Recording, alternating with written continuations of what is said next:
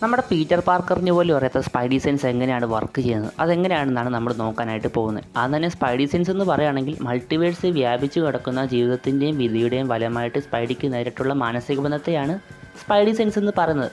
അതായത് നമ്മുടെ സ്പൈഡർമാന് വരാനിരിക്കുന്ന കാര്യങ്ങളെ മുൻകൂട്ടി അറിയാൻ സാധിക്കുക എന്ന് വെച്ചാൽ നമ്മുടെ ഡോക്ടറിൻ്റെ പോലെ ഇനി നടക്കാൻ പോകുന്ന കാര്യങ്ങളെക്കുറിച്ച് അറിയാമെന്നല്ല. ഇപ്പോൾ നമ്മുടെ സ്പൈഡർമാൻ്റെ തൊട്ടടുത്ത് നിന്ന് ഒരാൾ തോക്ക് കൊണ്ട് വെടിവെക്കുകയാണെങ്കിൽ ആ വെടികൊണ്ടിൽ നിന്ന് നമ്മുടെ സ്പൈഡർമാന് വളരെ ഈസി ആയിട്ട് തന്നെ രക്ഷപ്പെടാനും സാധിക്കും. അതുപോലെ തന്നെ ഈസി ആയിട്ട് തന്നെ ആ എനിമീനെ ഡിഫീറ്റ് ചെയ്യാനും സാധിക്കും. നമ്മുടെ ഫാർ ഫ്രം ഹോമിൽ നമ്മുടെ ആ ഡ്രോണുകളോട്ടുള്ള ഫൈറ്റിനിടയ്ക്ക് നമ്മുടെ സ്പൈഡി സെൻസ് എങ്ങനെയാണ് വർക്ക് ചെയ്തത് നമ്മൾ കാണാണ്, എങ്ങനെയാണ് വർക്ക് ചെയ്യുകയും എങ്ങനെയാണ് ആ എനിമീസിനെ ഡിഫീറ്റ് ചെയ്യുന്നത് നമ്മൾ കണ്ടതാണ്. അതുപോലെ നമ്മുടെ നോവേ ഹോമിൽ നമ്മുടെ ഡോക്ടറിൻ്റെ ആണെങ്കിൽ നമ്മുടെ സ്പൈഡർമാനെ സോൾ പഞ്ച് ചെയ്ത ശേഷവും ആ ബോക്സ് പോലെ സാധനം എടുക്കാൻ വേണ്ടി നമ്മുടെ ഡോക്ടറിൻ്റെ പെടാപ്പാട് വിടുന്നത് നമ്മൾ കണ്ടതാണ്. എന്ന് വെച്ചാൽ നമ്മുടെ സ്പൈഡർമാനെയും വരാനിരിക്കുന്ന കാര്യങ്ങളെ മുൻകൂട്ടി അറിയാൻ സാധിക്കുക. അങ്ങനെയാണ് നമ്മുടെ സ്പൈഡർമാൻ മിക്ക ഫൈറ്റിലും രക്ഷപ്പെടുന്നതും ഡിഫീറ്റ് ചെയ്യുന്നതും ജയിക്കുന്നതും. അപ്പോൾ ഇതിനെയാണ് സ്പൈഡി സെൻസ് എന്ന് പറയുന്നത്. വെച്ചാൽ വരാനിരിക്കുന്ന കാര്യങ്ങൾ അറിയാൻ സാധിക്കുക.